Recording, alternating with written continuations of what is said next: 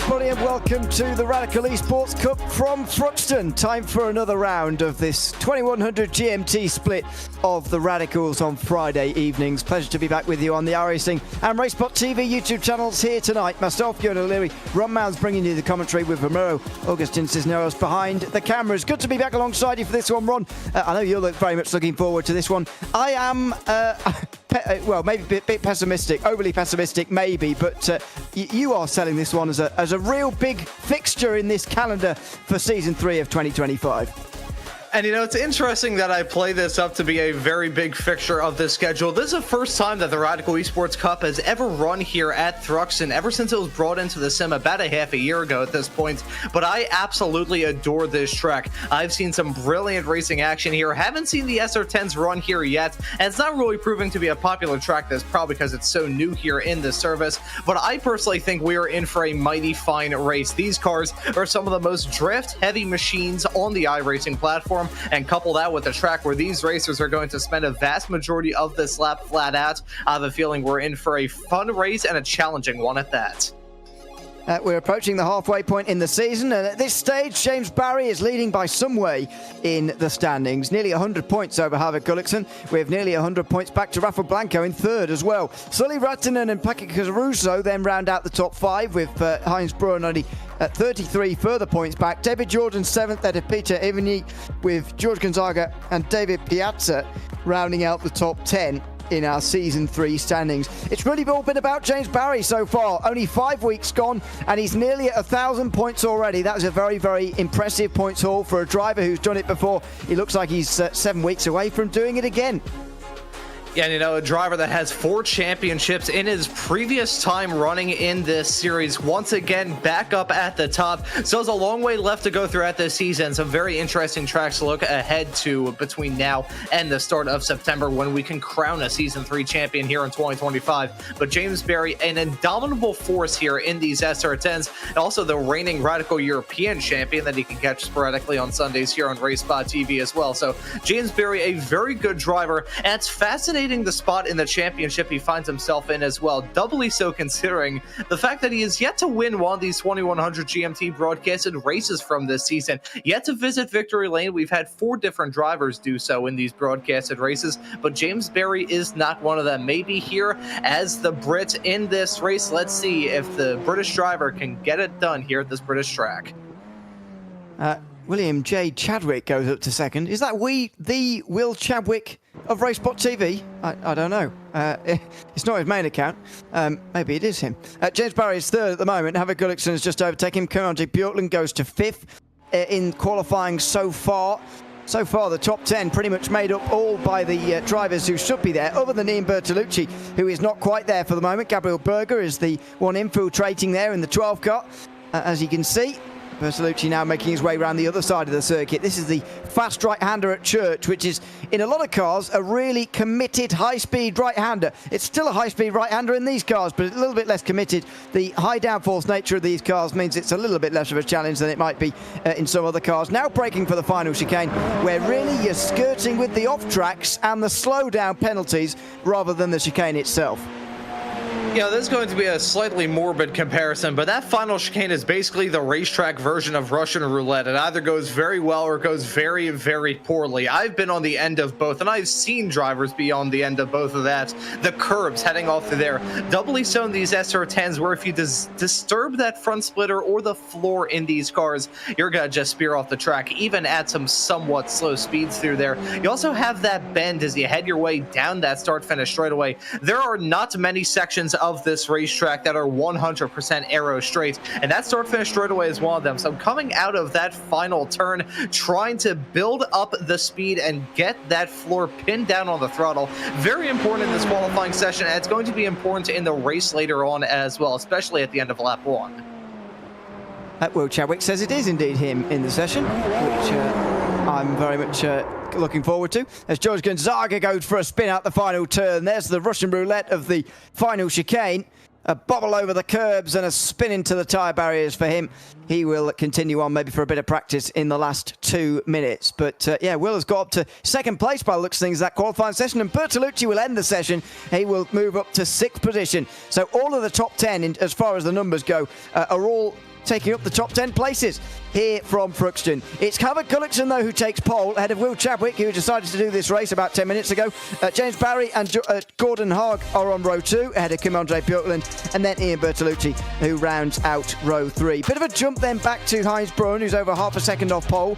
Paki Caruso just 5,000ths of a second behind him before George Gonzaga and Alan Reed. Gabriel Berger and Andrea Guglielmetti are on row 6, ahead of Ole Gullickson and Menno de Graaf. Damien Struthers is alongside Joe Shaw on row 8, with Bruno Melia and Clay Hull on row 9.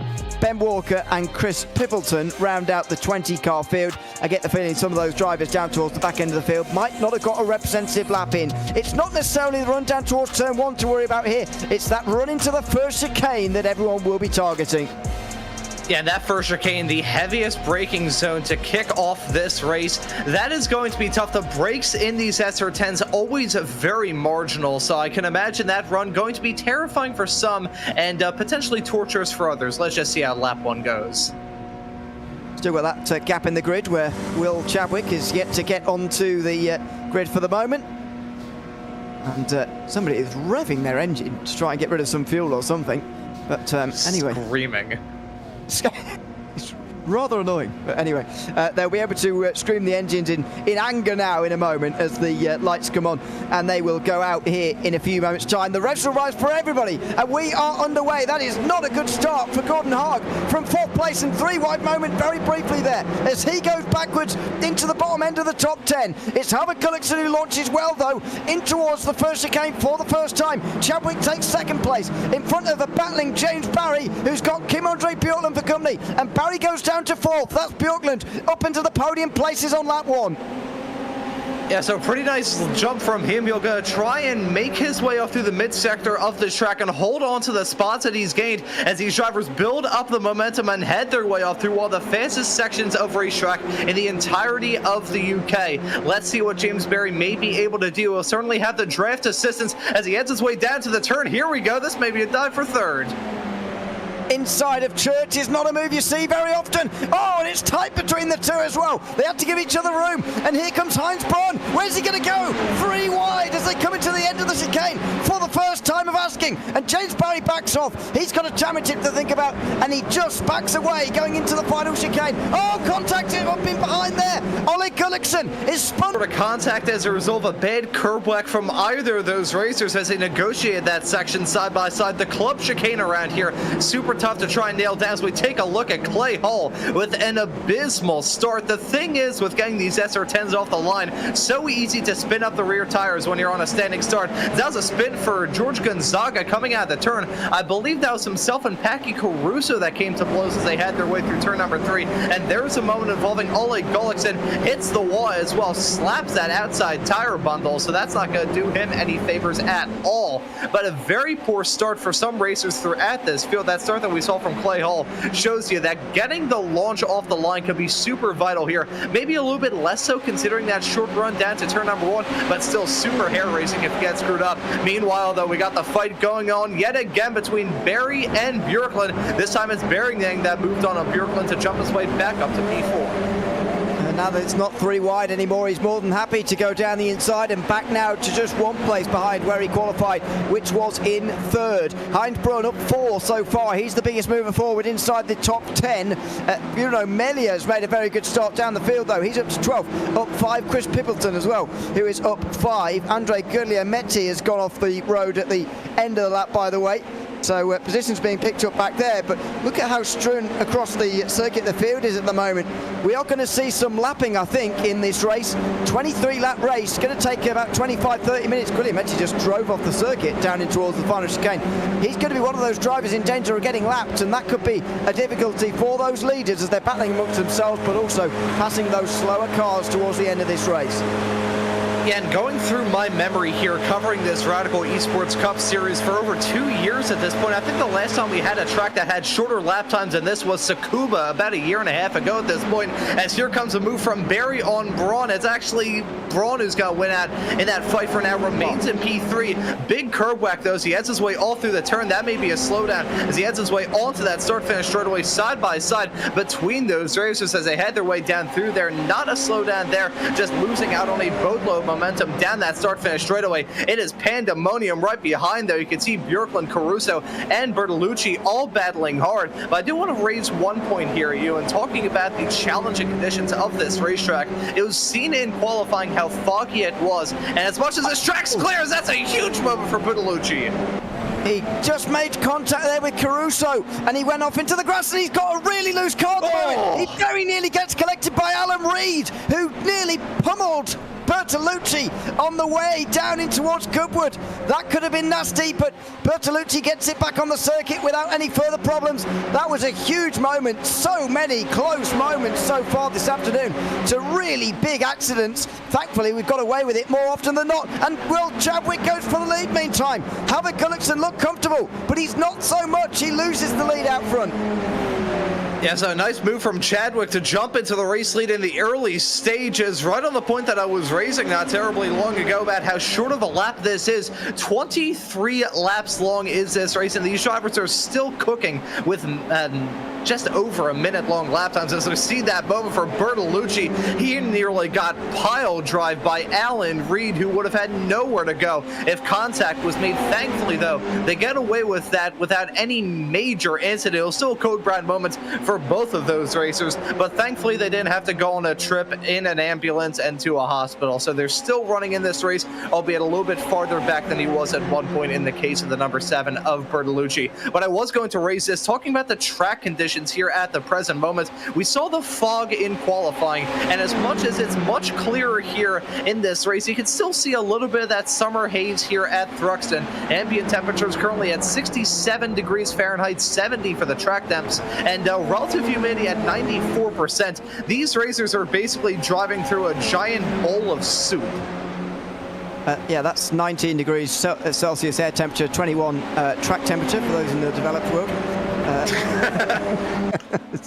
Sorry, I'm joking. Into the final chicane there, by the way. You just saw a replay, Chadwick and Gullickson there. That was the pass for Chadwick 2 laps ago. Last lap, Gullickson was trying to overtake Chadwick. Rather, give you a bit of a window into what we can see later on in the day. That final chicane is very much a sort of one-line chicane, and if you can just set your rival on the wrong course through there, they really are affected out of that chicane, but not only through turn 1 and 2, which are completely flat out, but all the way down to the chicane, which is quite a long way away. So that's the angle you can go at here. If you just set them off course through that chicane, you can really have a go by the time you get to the next chicane down at turn 3. And super important to try and figure out where the good overtaking opportunities will be for these racers. Where do you feel comfortable going for a move as well?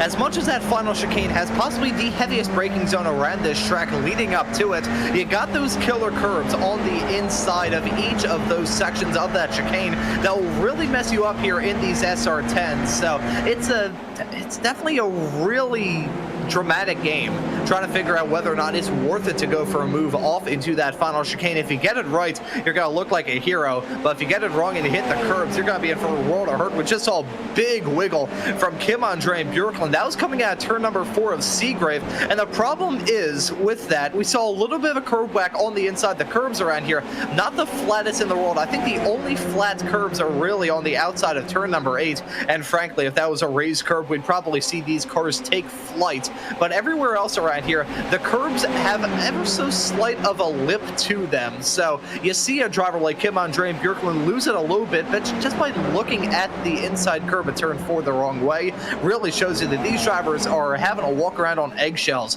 when it comes to the curb use in this race. Here comes Gabriel Berger for 8th place on Alan Reed, side by side into that chicane. They've got to sort it out, single file. Oh, they do go side by side through there. And there's contact. Off goes Alan Reed into the tyre barrier, and that's surely going to do him some damage there. The rear right tyre very exposed. He might have damaged the rear end suspension. If he hasn't, he's gotten away with that really with just bodywork damage, as Bertolucci and Melia also come through. Menno de Graaf gains 2 places because Gabriel Berger didn't have a very good run off the final turn, and de Graaf got into 9th, but a classic bit of contact. I said that you can't really go side by side through the final chicane, and it's so easy. That's why it's just so easy to clip one another and get it wrong. You know, I will say, and this is honest, when Thruxton first got brought into the sim, I had to buy the track for a broadcast, and I personally really enjoy it, so I don't regret that purchase one bit, but I kind of wish they had a layout of this track that skipped down that final chicane, just have a flat-out run all the way through to the end. It'd be terrifying, but I think it would be a bit less treacherous than the chicane is, as we see a move there, rather commandingly so from Packy Caruso. Gets that move done, Kim Andre Björklund backing out of it, not really any fight from the driver, the number 8 car there. But we are seeing these racers start to get a bit more comfortable here. I mentioned this right at the start of the show, and talking about how new of a track this is in the sim. Lots of these racers have had to buy this track for this week, and some of the usual drivers that we see be stalwarts in this series week in and week out, not seeing them run here this week as holy cow, that was Packy Caruso with a massive snap out of 4. Oh my word. If we see a better save than that this season, we'll be very fortunate indeed. That was extremely good car control out of Seagrave there from Packy Caruso, who stays 5th somehow. That was extraordinary. This is the contact for Alan Reid, meantime. A lot of people saying this was netcode. I must admit, I didn't see that at the time. Is that the case?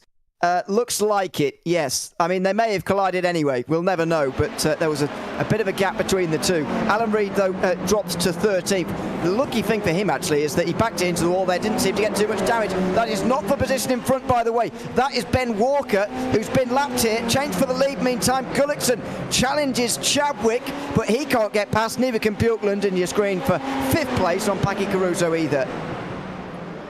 And Havard Gullickson, I think he is really the only other driver that can challenge William Chadwick for the race lead here. He's a quick driver, the reigning champion from 2 seasons ago here in the Radical Esports Cup, and also won the previous top split race here in this series just a matter of about 2 hours ago entering this race. So Havard Gullickson seemingly taking to this track like a duck to water. Let's see how he'll be able to manage it. I will say, though, as I've been singing his praises, he's lost out on about a second on this lap alone, so that's the immediate commentator's jinx from me. Gullickson dropping back and giving the driver the number 4 of Chadwick a very nice cushion to work with as we're about to start lap 11. Now, there's got to be a slowdown, hasn't it, through the first chicane, I would imagine. Chadwick now has just got to not repeat the same through the final chicane there, and he doesn't, and Gullickson loses further time coming off the corner here. He's not got another one, has he? His gap now goes out to 2 seconds as Ian Bertolucci's been off somewhere. He's now well outside the top 10. We'll have a look back in a moment, but a couple of things. Oh no, he's disappeared completely, sorry. He looks like he's disconnected, actually, from the session, does Bertolucci, which is a real shame for him. That gives everybody a free place outside the top 10, but it just shows how quickly these races can change. Gullickson with one mistake there has lost 2 seconds. I think it must have been a slowdown. And very rare to see a mistake out of the calm, cool, and collected racer that Havard Gullickson is, but I feel like a track like this is a bit conducive to causing those slowdowns to have happen to you. You see these drivers abuse the track limits, coming out of these turns and heading through them as well.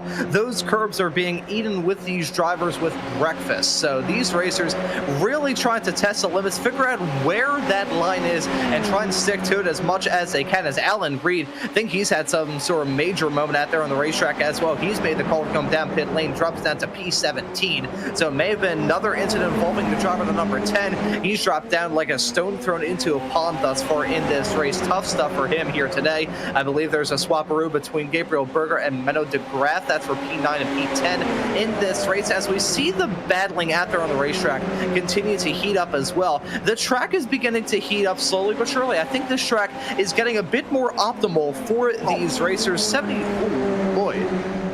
So Björklund there, which is another similar slide to what Caruso had, only for the second part of the chicane. But yeah, as you say, track temperature is climbing. After all, this race did start at 8:15 in the morning, and we are in summer in England, in the south of England. Nevertheless, there is what happened to Bertolucci, a disconnection as we suspected. Yeah, unfortunately there, the UFOs got him after some moves a little bit earlier on in this race. The UFOs finally caught up to him as, holy cow, you can see that moment. 2 Sim Racing Norway teammates nearly coming to blows. Kim Andre Björklund and Gordon Haug, 2 veterans here in these SR10s, nearly touching as they headed their way out of turn number 8 of Church. That's a moment for Caruso, gets it all squirrely through the chicane. Look at that stack up as they head their way out through it. That was a huge check up from Kim Andre Björklund to avoid having to give a bump and run to to the back of the 5 of Caruso. And now here's Gordon Haug in that other Sim Racing Norway entry. Let's see what he may be able to do here, as there's a swap-a-roo going on of Titanic battle with James Barry and Heinz Braun a little bit farther up the road. These racers really turning up the wickets. You can see them clattering over the curbs. My teeth and my back hurt just looking at this, as Caruso, another moment, he's gonna spin. My word, he has had some moments this afternoon, and finally it looks like he might have found the wall. Oh, no, he's still spinning. What is going on with these guys today? The rear end is so loose coming out of that chicane, so loose. And Peggy Caruso cannot get that car under control at all. Now he finally does, as he goes through Goodwood. I mean, that was the longest crash I've seen for a while. Out of the chicane, he just kept on sliding and snapping and spinning, and eventually went into the grass. Goodness me. Meanwhile, Gordon Haug tries to take advantage. And there's a smoke car. Oh, there's a lap car offline there. And that's exactly where Kim-Andre Bjorklund was positioning himself to try and battle through the chicane. He's been completely upended by that lap car there. Couldn't identify it at the time, apologies, but that was a lap car off the racing line, trying to be helpful, stay out the way. But unfortunately, they couldn't have known the two that were coming through would be side by side, and ended up playing a big role in that fight. And that, I believe it was Clay Hull in the number 19 car as he edited his way down into that final chicane. Not really too much that he can do there. Going for some moves when you're a lapped car into that section of the track. If you have two cars trying to converge on you at the exact same time, there's no way that ends well. As we take a look at this moment for Caruso, 1 snap, 2 snap, 3 snap, 4 snap, 5 snap, slides through the grass. I thought he had spun it at that point, but he kept it going in a straight line, and then finally lost it on the curbs. You know how I was saying that the curbs are evil? Yeah, that right there just about proves it. I mean, this is an old RAF base. I feel like those curbs are basically claymores to these drivers. They are especially vicious in a couple of places. It's worth remembering that this circuit has been around for decades. Now, I can't remember the exact year, but sometime in the 1950s, this layout was devised, and it hasn't changed since then, which is one of the oldest standing layouts. I know there are older racetracks in the world, but as you say, after the Second World War, this track was, or this airfield rather, was converted, and it has maintained ever since the, I think, mid to late 50s. But off! Gabriel Berger's the latest on that curb. He comes out of Seagrave, and he is the next to spin round. This is an extremely difficult race for all the... I don't think I've ever seen these radicals go round so easily. Yeah, it shows you how bad the curbs are for these cars. Just a little bit of undulation snaps it around, just twirling around with the space of a dime, really. That is unfortunate to see that happen. Yeah, again, let's take a look at this moment here as we see Berger. He clips the inside curb there. That sets him off into the outside. I have lost it on that curb as well. I'm not sure whether or not when iRacing scanned it, the track officials decided to coat that curb with Vaseline or what. That curb, though, is always a giant slip and slide. No matter what sort of car you're in. I've lost it in an F3, I've lost it in an SR10. I'm pretty sure I've lost it over that curb in a Formula V as well, which I feel like is more impressive than anything else. Every single time I see a racer heading their way off through that section and clobbering that curb on the inside, I just get absolutely terrified, because that is not something that an SR10 likes to do. I would say an SR10 would be more happy driving off a cliff than hitting some of the curbs here.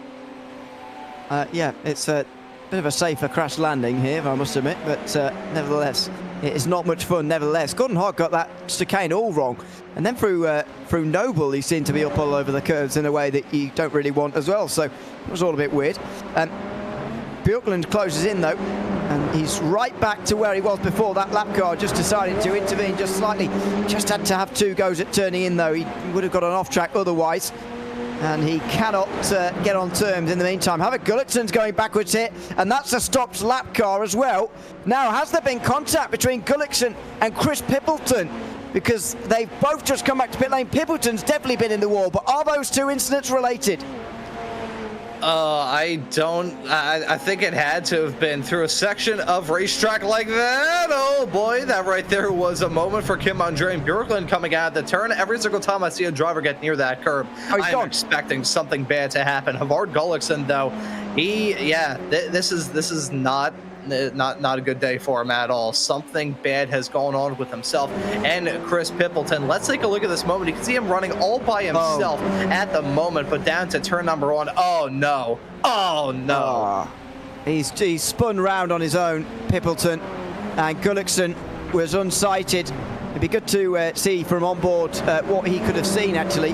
But yeah, there it is. I mean, he had a fair amount of time to avoid out of that, but he's just not expecting it. And have a look at this at turn 1. No steering at all. He was barely going to get that back. Never mind, get a good result out of here. So Havoc Gullickson's down pit lane, and James Barry's championship lead will increase ever further. And William Chadwick's race lead increases to 12 seconds. Yeah, I'm not going to say that this is William Chadwick's race at the moment, because every single time I have said that in my entire iRacing broadcasting career, I have seen that aforementioned driver get struck by a falling anvil. So I'm going to zip my mouth and just say that is a very comfortable gap at the present moment. 11.5 seconds here between himself and James Barry, who has shaken off Heinz Braun as well. So it looks like those two drivers will be remaining locked steady in the spots that they're in at the present moment. It's been a race of attrition for sure, but not a lot of cars left on the lead lap. As we take a look at that, the slow motion replay from Chris Pippleton's perspective, spun out of the turn, the chicane of doom, as I think we should probably start calling it now, spins out of the chicane of doom, and then as a result, nothing that Havard Gullickson really could have done. As soon as he locked eyes on that, maybe a little bit of target fixation, but either way, both of their races pretty much done. Now with only 12 cars left on the lead lap, this has probably been one of the most attrition-packed Friday 2100 GMT broadcasted races I've ever covered. I think part of the reason why that is the case is just down to the nature of this track. Yeah, it's a chaotic circuit, and it is delivering exactly what we hoped it would here tonight. But Will Chadwick is leading. He has got 4 laps to go, and he is not one of our Radical Sim Racing drivers, which is another series that we cover on RaceSpotTV. Uses the Radical SR10s for hour-long races, 10-hour-long races throughout 2025 before the World Finals at the end of the year.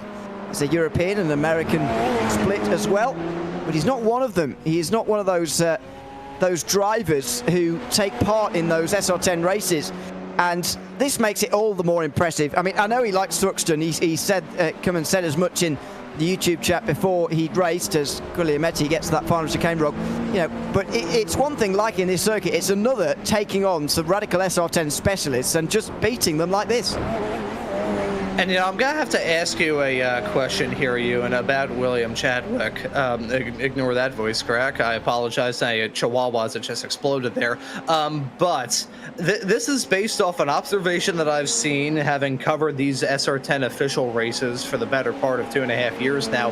Does William Chadwick also enjoy the Ligier LMP3 car? Because I've seen many an SR10 racer run well in the P3, and I've seen many a P3 racer run well in the SR10.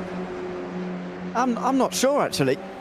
He's certainly a sports car racer, if you like, and that certainly fits in. He was, in case you don't know, by the way, and anyone listening at home or whatever, he was in the World Championship, the iRacing World Championship for the Porsche Tag Heuer Esports Super Cup at the start of 2025. Qualified for the World Championship. I'm not sure where he finished in the standings in the end, actually, but for him to just qualify as one of the 30 best in the world was a big achievement for him, and I was very pleased to make it there. So, he's no mug, that's for sure, as much as we like to joke around with our colleagues at RaceSpot and say that we're all bad drivers and that's why we commentate whatever. Will is not one of those, as much as we pull his leg sometimes. He is a properly good driver in sports cars. Not entirely sure his relationship with the LMP3, I must admit, but that sports car feel very much transfers over, I find, in the Radical. Whether you want to go into sort of higher powered GT racing like the GT3s or the Porsche Cup cars, or indeed to that lower power prototype racing like you're talking of there with the LMP3, this car certainly has some transferable skills. I'm going to bring in a reference from one of our colleagues here at RaceSpotTV, Mr. J.R. Gregory, who I've done many of these Radical official broadcasts with. He has always said that Master of the SR10 will make you better in any car that you drive. Here comes a masterful move, maybe from Gordon Haug, looking around the outside into the chicane on Heinz Braun. That'll be a battle for P3 if these racers do go side by side yet again. But JR said that for many, many moons. I know JR, he's a pretty good GT3 racer and also runs in that Radical Americas Championship that you referenced a few moments ago, Ewan. And talking about James Barry, the only other car that I have seen him race in on iRacing and have gotten the opportunity to commentate a race with him in it is a Formula 1600 car, which is about as far removed from an SR10 as I think you can get, but he always used to rip it in those cars. These SR10s, they are a very good training ground for iRacers, whether or not you want to be good in Formula car. I mean, granted, I don't think it would help you out in a 410 sprint car, but, you know, I've never tried that myself, so who knows? Is that the dirt track racing? Is that dirt correct, ovals? yes. Yeah, okay. Yeah, that seems like a whole to me, that's almost not even motorsport. It's so different. You know what I mean? It's very, very different to... I know it is motorsport, but it's very, very different to road racing. This is Hug trying to get past Braun. He doesn't want to leave it to the last lap, but he's on the outside again. Oh, he skates it on the brakes, and Hug had to give him the room there because Braun wasn't going to make the corner. Oh! He still won't. He spins off the exit of the corner. White flag's waving. He's collected by Hug, and he rejoins right in front of the others. Can he get out in front of Gonzaga to maintain his top 5? It's going to be close here. George Gonzaga is going to rip in towards turn 1, and he's very close to Heinz Braun for 5th. Heinz Braun's tires have got to be scorching hot after that slide. He's going to be a sitting duck here, and George Gonzaga, a veteran of these cars, knows that. Oh. Look at that, way too deep into the turn goes Heinz Braun. Oh, George having to back out of it. He thought about going for a move done there, but no, Heinz, oh, you can see him skating around yet again, loses it onto the curb. He's going to have to drop down to P6. Those tires are just in absolute agony as a result of that slide down into there. Tough break for Braun. This, meanwhile, is William Chadwick, who comes up to the line, flashes his lights, and he takes a victory in the Radical Esports Cup. Only decided to do this race about 10 minutes before it started. He likes this circuit, although doesn't have the experience in this car. He's put that to good use here at Thruxton to become another different winner in Season 3 of 2025 in our 2100 GMT broadcasted splits. It is Heinz Braun who's going to be outside the top 5. Paki Caruso gets past as well as Gonzaga, and Braun is going to be very disappointed, although he might get the run to the line. He slides again, and it's close. It's very close.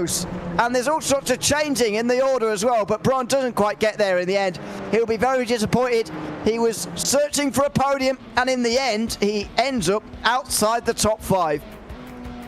And, you know, once again, we see a moment down through the chicane. Primarily on exit was when things went from bad to worse for him. But that chicane, if you miss one little bit of it, you will just snowball from there, and eventually you'll have a moment like Braun had spinning out of it. But what a race that we just had here at Thruxton. I was expecting that to be a spectacle, and I think we certainly got one here today, Ewan. We certainly did. Congrats to Will Chadwick. He takes the win by a quarter of a minute nearly in the end. James Barry, second, extends his championship lead with Gordon Hogg on the podium with them. Kim-Andre Piltland and George Gonzaga round out the top 5. Paki Caruso got past Heinz Braun in that run to the line in the end. Manu de Graaf, Gabriel Berger and Bruno Melier round out the top 10. Melier gaining the most places, I think, of anybody today. Damien Struthers and Oleg Gullikson were the last drivers on the lead lap. Andrea Guglielmetti was one lap down under Clay Hull and Ben Walker, lap 2 times. Ian Bertolucci rejoined after his disconnection. He was 3 down by the end, and Chris Pilberton 4 down, Howard Gullikson 5 down, Alan Reed and Joe Shaw retiring in the first half of that race.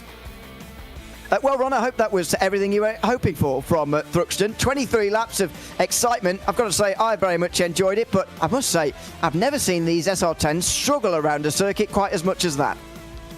You know, that right there was a test of these drivers' skills, and you got to have races like that throughout the season to really keep these drivers on their toes. I really adore Thruxton. It is such a fun track, this. Granted, if you have moments and mistakes heading off through there, you probably want to see this track in your rearview mirror leaving this week, but, you know, I personally like it. I'm a fan of this place. I was expecting some fireworks here in these draft-heavy cars on a draft-heavy racetrack like this, and I think we certainly got a fantastic race from start to finish here today. Let's have a chat to James Barry, who's just popped himself into the waiting room, and we can have a chat with him now. James, welcoming. Good to have you with us, and congratulations on a second place finish here tonight. We were just commenting among ourselves about how difficult it seemed to be out there for everybody in these SR10s at Thruxton. Just tell us about how you found it tonight. Yeah, I find it pretty difficult to be consistent here. Quite physically challenging for me. Really like bumpy track. The last chicane always causes quite a lot of problems because it's a real difficult one on the entry and then bouncing over the curbs. And then in this race here, I mean, the back markers were the, I don't know about for the other drivers, but for us up front. And I don't know, can you tell me what happened with Havard? Was that a back marker? It was, yes. There was a back marker spun in front of him, and he couldn't avoid coming out of the final chicane. And unfortunately, just clipped him, and the front left tyre was completely toast. And you do need that around here, a front left tyre. So, unfortunately, he dropped away. But as far as the overall standings goes in Season 3 of 2025, that does put you in an even healthier position. As we loaded in tonight, you were 122 points ahead. One can presume that you'll be more further in front in 7 days' time when we come back again for the next week of racing. But how are you feeling about that championship going into the first half? It's an unusually big lead, actually, to have built up for anybody to have built up this early in the season. Yeah, it's pretty meaningless at this point because of the amount of drop weeks. I expect this week will be dropped for me because the strength of field was quite low today compared to what we usually get when we have splits. Like last week, we had a 4.9k soft and I think 280 plus points for the winner. So in the grand scheme of things, I think there's going to be two or three other drivers who are in really strong positions so far. They've just had less weeks than me, potentially. So not thinking about that too much at the moment. Well, we'll see how it figures out. Complicated maths to be done later on in the season. Thanks very much for coming to have a chat with us, though, James, after tonight's racing, and congratulations on finishing second tonight. Yeah, cheers, guys. Thanks a lot for the broadcast. Thanks very much. That is James Barry, second place here tonight from Thruxton. I think that is just about going to do it for us here tonight. I don't think Will Chadwick is in this Discord. I need to send him an invite if he's going to. He's going to be. Oh right, I see. If he's going to be in the future, we'll send him an invite and get him in here. But Gordon Haag as well has unfortunately not joined us. So we'll preview next week, Ron. Nürburgring Grand Prix layout. I've got to say, I thoroughly. Was it last season or the one before? It certainly was an early round in one of the seasons recently of the SR10s, and I thoroughly enjoyed it, actually. Normally a difficult circuit to overtake, but not in these cars. Yeah, it was actually the first race of last season. I remember that being a momentous occasion, the first race here of these SR10s here on the iRacing Esports Network YouTube channel and the RaceSpotTV channel as well. I remember that race being an absolute barn burner. You know, it used to be the Nordschleife that was a fixture of these SR10 schedules, but the Nürburgring has come into its own over the past couple of seasons, and I have really been able to enjoy the action there. So I think that race in 1 week's time really going to be fun. That run down to turn one going to be terrifying. The chicane, sketchy as always. It'll be a test for these racers, but I think they'll put on a good show there as well. Absolutely. Make sure you join us again in 7 days' time for that next race of the Radical Esports Cup. For now, though, we'll sign off from Thruxton. Myself, Ewan O'Leary, and Ron Mounds on commentary, with Miro Augustin Cisneros pushing the buttons behind the scenes. It's William Chadwick's day in the south of England as we move on to Germany and the Nürburgring Grand Prix circuit. Make sure you join us again in 7 days' time for the next round of the Radical Esports Cup. For all of us now, though, from Thruxton, it's goodbye for now.